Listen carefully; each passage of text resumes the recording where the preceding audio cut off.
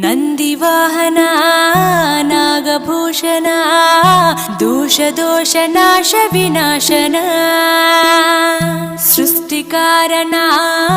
ನಷ್ಟಹಾರಣ